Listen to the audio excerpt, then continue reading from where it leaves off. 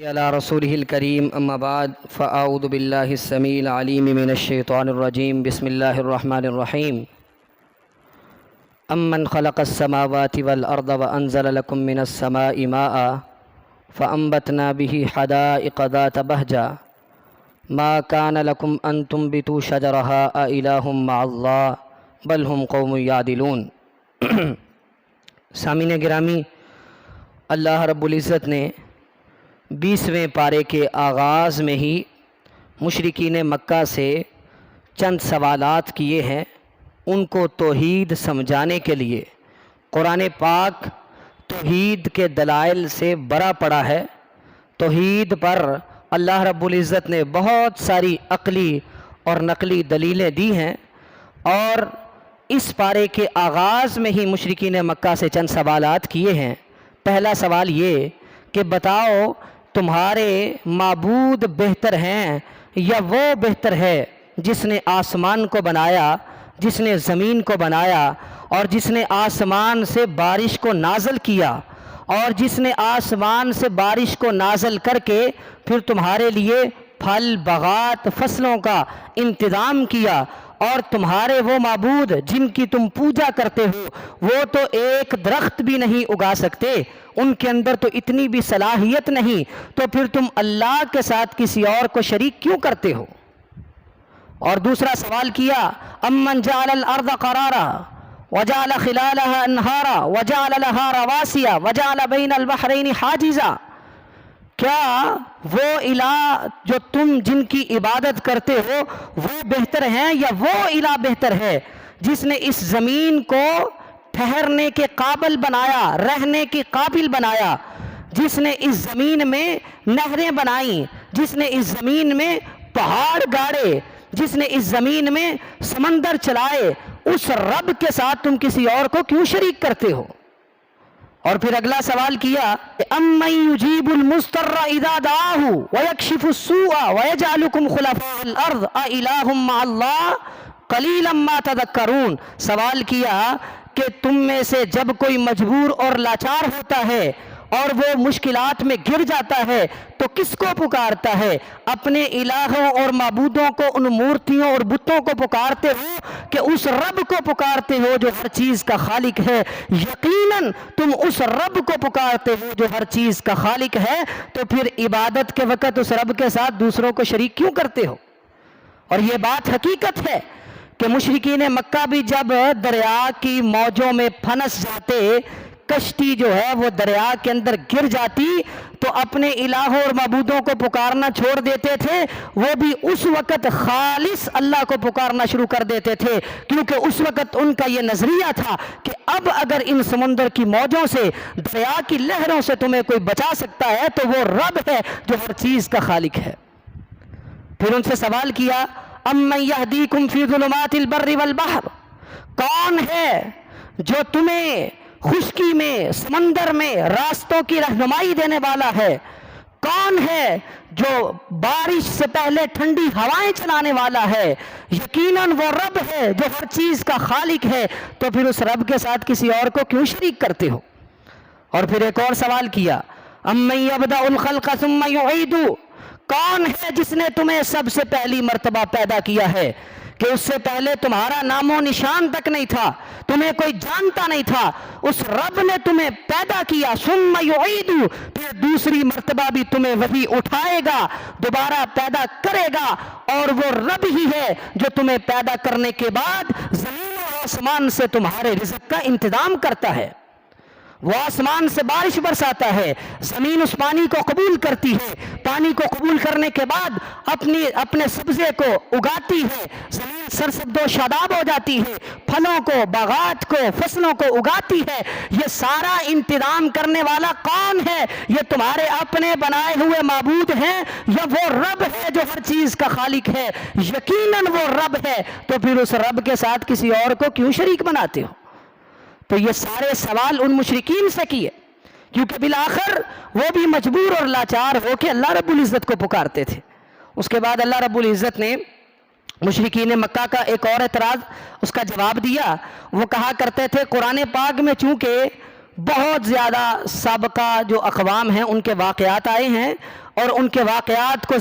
ذکر کرنے کا مقصد یہ ہے کہ ہم عبرت حاصل کریں اور اللہ کے عذاب سے ڈریں کہ اللہ کی پکڑ کیسے آتی ہے۔ مشرکین مکہ یہ کہا کرتے تھے یہ قرآن تو اساطیر الاولین ہے، پہلے لوگوں کے قصے اور کہانیاں ہیں اس میں۔ اور بعض لوگ یہ کہتے تھے کہ نعوذ باللہ محمد صلی اللہ علیہ وسلم نے قرآن خود بنا لیا ہے، سابقہ کتابیں پڑھ کے ان میں سے اکٹھی کر کے چیزیں یہ قرآن بنا کے ہمارے سامنے پیش کر رہا ہے۔ تو اللہ رب العزت نے اس بات کا جواب دے دیا، ان ھذا القرآن یقص علی بنی اسرائیل اکثر الذی ھم فیہ یختلفون، یہ قرآن بنی اسرائیل کے سابقہ اقوام کے وہ واقعات، وہ باتیں اور وہ حقیقتیں ذکر کرتا ہے جن کو انہوں نے بدل دیا، جن میں انہوں نے اختلاف کیا، جن کے اندر انہوں نے تحریف کی۔ یہ قرآن مہیمن ہے، قرآن نگران ہے، قرآن نگہبان ہے۔ سابقہ کتابوں میں جو باتیں یہود و نصارہ نے بدلتی تھی، قرآن ان کی حقیقت کو کھول کر بیان کرتا ہے، اسی لیے قرآن ان کو چبھتا ہے۔ اسی لیے یہ کہتے ہیں کہ قرآن خود بنا لیا گیا ہے، حالانکہ ایسا نہیں، قرآن تو نگران ہے سابقہ کتابوں پر۔ اس کے بعد سورۃ القصص ہے۔ اس سورت میں اللہ رب العزت نے فرعون کی سرکشی کا تذکرہ کیا اور موسیٰ علیہ السلام کی پیدائش سے لے کر ان کی نبوت اور پھر فرعون کو تبلیغ کرنے تک کا تذکرہ کیا۔ فرعون بڑا ظالم تھا، اس نے ظلم و ستم کرتے ہوئے بنی اسرائیل پر بہت ظلم و ستم ڈھایا، ان کے بچوں کو قتل کرنے کا حکم دے دیا، اور وہ رب جب کرنے پہ آتا ہے تو وہ ہر چیز پر قادر ہے، وہ جو چاہے کر سکتا ہے۔ جب فرعون نے بچوں کو قتل کرنے کا حکم دیا تھا، کیونکہ بنی اسرائیل میں ایک ایسا بچہ پیدا ہونے والا تھا جو فرعون کو ہی قتل کرنے والا تھا، اللہ رب العزت نے اپنی قدرت کا اظہار کیا۔ اللہ رب العزت نے موسیٰ علیہ السلام کو اسی دور میں، جس دور میں فرعون بچوں کو قتل کر رہا تھا، موسیٰ علیہ السلام کی پرورش ہی فرعون کے محل میں کی، اور وہ قتل نہیں کر سکا۔ اللہ رب العزت نے حضرت موسیٰ علیہ السلام کی والدہ کو الہام کیا کہ اپنے بیٹے کو دودھ پلاؤ، اور جب تمہیں ڈر لگے کہ کہیں فرعونی آ کے اسے قتل نہ کر دے تو اسے صندوق میں ڈال کے دریا میں بہا دو، اور پھر اللہ رب العزت تمہارے اس بچے کو دوبارہ پھر تمہاری طرف لٹائے گا، اور ڈرنا نہیں، غم نہیں کھانا، یہ بچہ تم سے دور نہیں ہوگا، یہ واپس تمہاری طرف آئے گا، اور اس بچے کو ہم رسول بھی بنائیں گے۔ موسیٰ علیہ السلام کی والدہ نے دریا میں بہا دیا،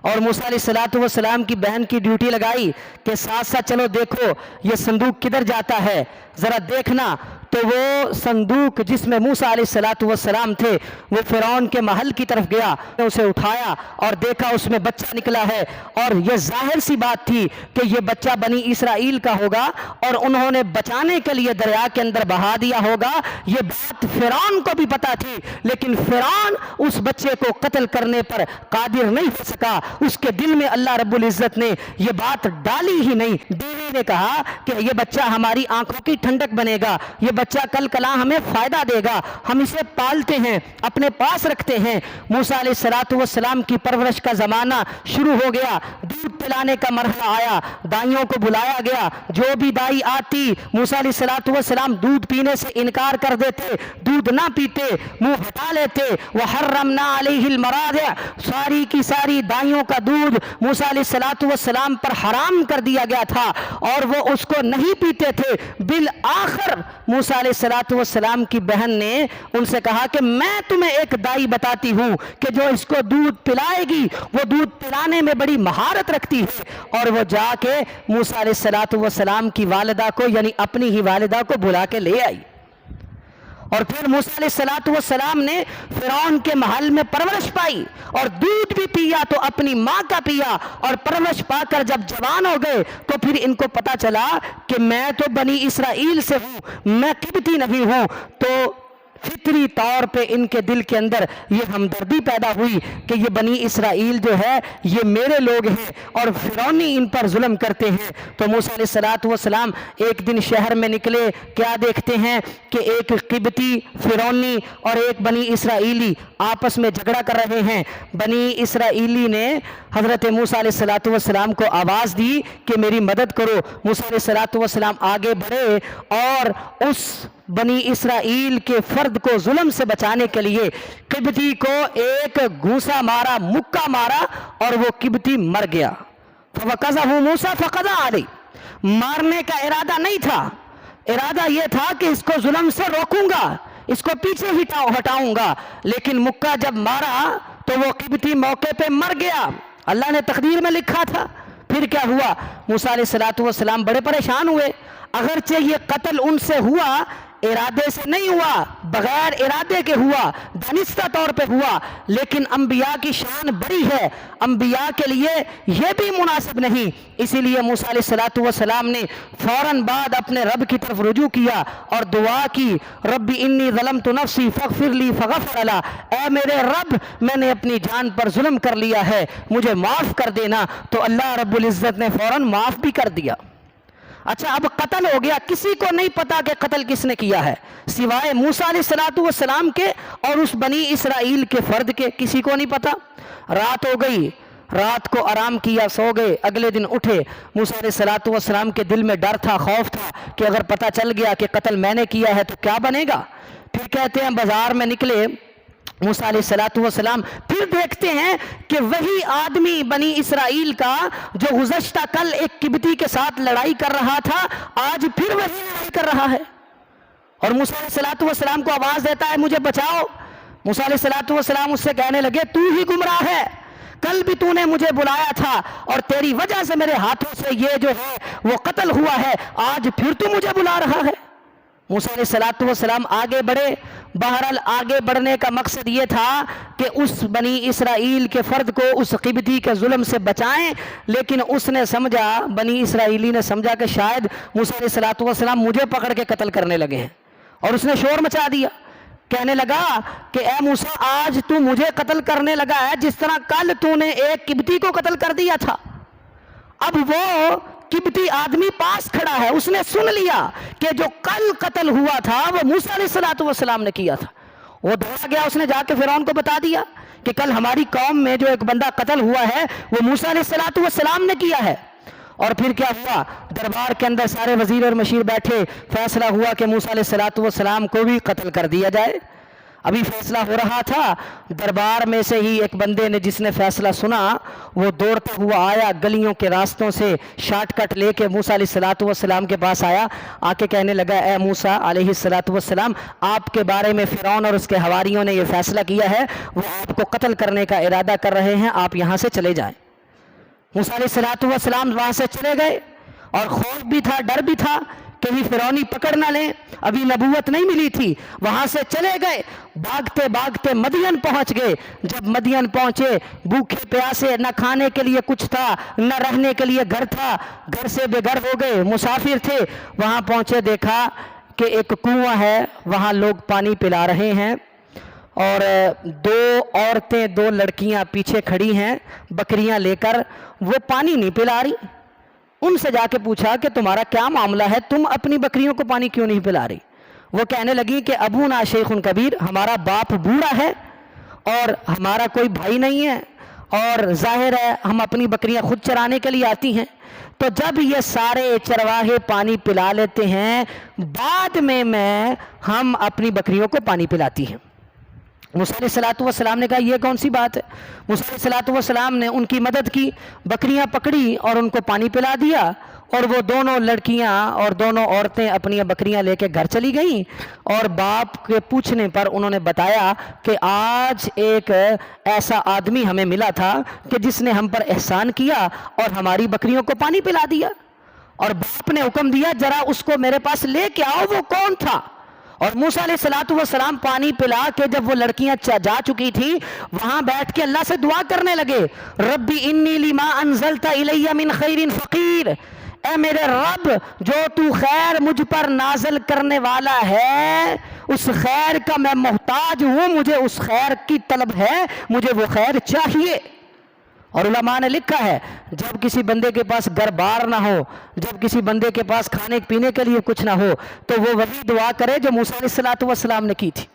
جب یہ دعا کی تو وہاں سے اللہ رب العزت نے دعا کو قبول کرنے کا سبب کیا بنایا؟ باپ نے حکم دیا جاؤ اس کو بلا کے لاؤ جس نے بکریوں کو پانی پلایا ہے۔ فجاءت احداہما تمشی علی استحیاء، حیا دار، حیا والے طریقے کے ساتھ ان میں سے ایک لڑکی موسیٰ علیہ السلام کو بلانے کے لیے آئی اور آ کے کہا کہ میرے ابا جان آپ کو بلا رہے ہیں، وہ آپ کو اس پانی پلانے کی اجرت دینا چاہتے ہیں۔ موسیٰ علیہ السلام وہاں پہنچے اور جب پہنچے سارا قصہ بیان کیا کہ میں تو وہاں سے آیا ہوں اور فرعونی میرا پیچھا کر رہے تھے، تو انہوں نے کہا کہ اب آپ محفوظ ہیں، پریشان ہونے کی ضرورت نہیں، اور اب آپ کیا کرنا چاہتے ہیں؟ تو ان دو لڑکیوں میں سے ایک لڑکی نے کہا اے ہمارے ابا جان ان کو ہم اپنے ہاں مزدور رکھ لیتے ہیں کیونکہ یہ قوی بھی ہیں، انہوں نے پانی پلایا ہے، ہم نے دیکھا ہے یہ طاقتور بھی ہیں، اور دوسری بات یہ امانت دار بھی ہیں۔ انہوں نے دو اکیلی لڑکیاں دیکھ کر کوئی ایسی بات نہیں کی جو حیا کے خلاف ہو، یہ امانت دار بھی ہیں اور یہ طاقتور بھی ہیں، ان کو ہم اپنے ہاں مزدور رکھ لیتے ہیں۔ تو پھر ان لڑکیوں کے باپ نے کہا کہ اس سے بہتر طریقہ یہ ہے انی ارید ان انکحک احدی ابنتی ہاتین علی ان تأجرنی ثمانیہ حجج، کہ میں اپنی ایک بیٹی کا نکاح تم سے کرتا ہوں، شرط یہ ہے کہ 8 سال تک تمہیں ہمارے پاس رہ کے ہماری خدمت کرنی پڑے گی۔ 8 سال تک، اگر تم 10 سال خدمت کرو گے تو یہ تمہیں اختیار ہے، لیکن شرط یہ ہے کہ کم از کم 8 سال تک آپ نے ہماری خدمت کرنی ہے۔ موسیٰ علیہ السلام نے اس معاہدے کو مان لیا، وہاں نکاح بھی ہو گیا، گھر بھی مل گیا، رہنے کی جگہ بھی مل گئی، کھانے پینے کا انتظام بھی ہو گیا،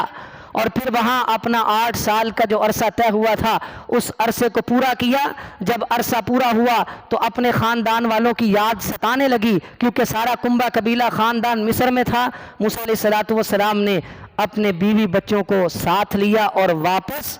مصر کی طرف چل پڑے، اور جب واپس چلے تو راستہ بھول گئے، سفر کے اندر رات کے اندھیرے میں پتہ نہ چلا کس طرف جانا ہے، سردی کی راتیں تھی، کیا دیکھتے ہیں کہ پہاڑ کے ایک کنارے پہ آگ جل رہی ہے، تو اپنی بیوی سے کہتے ہیں تم ذرا ٹھہرو، میں اس آگ کے پاس جاتا ہوں اور آگ بھی تمہارے لیے لے کے آتا ہوں تاکہ تم اس پر گرمائش حاصل کر سکو، اور وہاں جا کے راستہ بھی معلوم کر لیتا ہوں۔ موسیٰ علیہ السلام جب وہاں آگ کے پاس پہنچے تو اعلان ہو گیا انی انا اللہ رب العالمین، کہ یہ آگ جو روشنی ہے یہ آگ نہیں، یہ میں تمہارا رب یہاں تمہارے سامنے ہوں، اور انی انا ربک فاخلع علیک، اے موسیٰ یہ بڑی ہی مقدس وادی ہے، اپنے جوتوں کو اتار دیں اور جوتے اتار کے آگے آ جائیں، اب آپ کو نبوت ملنے والی ہے۔ موسیٰ علیہ السلام کو وہاں نبوت اللہ رب العزت نے عطا کی اور ہم کلام ہوئے، اسی وجہ سے کلیم اللہ لقب پڑا کہ اللہ نے حضرت موسیٰ علیہ السلام سے براہ راست کلام کی، اور موسیٰ علیہ السلام سے کہا کہ جو آپ کے ہاتھ میں عصا لاٹھی ہے اس کو پھینک دیں، لاٹھی زمین پہ پھینکی، سانپ بن گیا، موسیٰ علیہ السلام ڈریچے کو مڑ کے بھاگنے لگے تو اللہ رب العزت نے بلا کے کہا یا موسیٰ اقبل ولا تخف، اے موسیٰ ڈرنے کی ضرورت نہیں علیہ السلام، یہ سانپ آپ کو کچھ نہیں کہے گا، یہ آپ کے لیے معجزہ ہے۔ اور موسیٰ علیہ السلام نے اس کو پکڑا، وہ دوبارہ لاٹھی بن گئی، اور دوسرا معجزہ یہ دیا کہ اپنے ہاتھ کو اپنی بغل میں رکھو، ہاتھ کو بغل میں رکھ کے جب نکالا تو وہ ہاتھ چمکدار ہو گیا۔ یہ 2 معجزے دیے کہ ان 2 معجزوں کے ساتھ آپ نے جا کے اب فرعون کو تبلیغ کرنی ہے، فرعون کو دعوت دینی ہے۔ تو یہ موسیٰ علیہ السلام کا قصہ اللہ رب العزت نے اس صورت میں ذکر کیا ہے، اور اس سے آگے جو قصہ ہے وہ آپ کے سامنے پہلے سے ذکر کر چکا ہوں۔ پھر وہ فرعون کے پاس گئے، وہاں دعوت دی، ان پر اللہ کے عذاب آئے، وہ نہ مانے، پھر قوم کو لے کے نکلے، پھر فرعونیوں کو غرق کر دیا گیا، پھر اس کے بعد بنی اسرائیل کی تاریخ شروع ہو گئی۔ یہ ساری باتیں آپ کے سامنے پہلے ذکر کر چکے ہیں۔ اس بارے میں ایک آخری بات، مشرکین مکہ کی باتیں ہو رہی تھیں تو اللہ رب العزت نے یہ بھی تذکرہ کر دیا سورۃ العنکبوت کے اندر کہ بعد مشرکین مکہ نے یہ کہا کہ جو ان کے بچے مسلمان ہو جاتے تھے وہ اپنے بچوں سے کہتے تھے دیکھو تمہارا جو مذہب اسلام ہے والدین کی تابعداری اور فرما برداری کرنے کا تو وہ مذہب بھی حکم دیتا ہے، تو اس لیے جب ہم آپ کو حکم دیتے ہیں کہ اسلام کو قبول نہ کرو تو پھر تم ہمارا حکم کیوں نہیں مانتے؟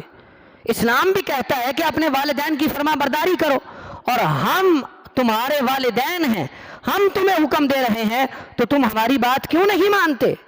تو پھر کیا ہوا؟ اللہ رب العزت نے آیات نازل فرما دی کہ اگر تمہارے والدین تمہیں شرک کرنے کا حکم دیں، نافرمانی کرنے کا حکم دیں، فلا تطیعہما، تو پھر والدین کی نافرمانی ہوگی، اللہ کی فرما برداری ہوگی۔ والدین کی فرما برداری نافرمانی کے کام میں نہیں ہوگی۔ اگر والدین گناہ کا حکم دیتے ہیں وہ بات نہیں مانی جائے گی، کیونکہ نبی علیہ الصلوۃ والسلام نے فرمایا لا طاعۃ لمخلوق فی معصیۃ الخالق، اللہ کی نافرمانی کرتے ہوئے مخلوق کی فرما برداری نہیں ہو سکتی، اس رب کی بات ماننی ہے، یہ ان کو تعلیم دی گئی۔ تو یہ اس پارے کا خلاصہ ہے۔ اللہ سے دعا ہے کہ اللہ تعالی ہمیں عمل کرنے کی توفیق عطا فرمائے۔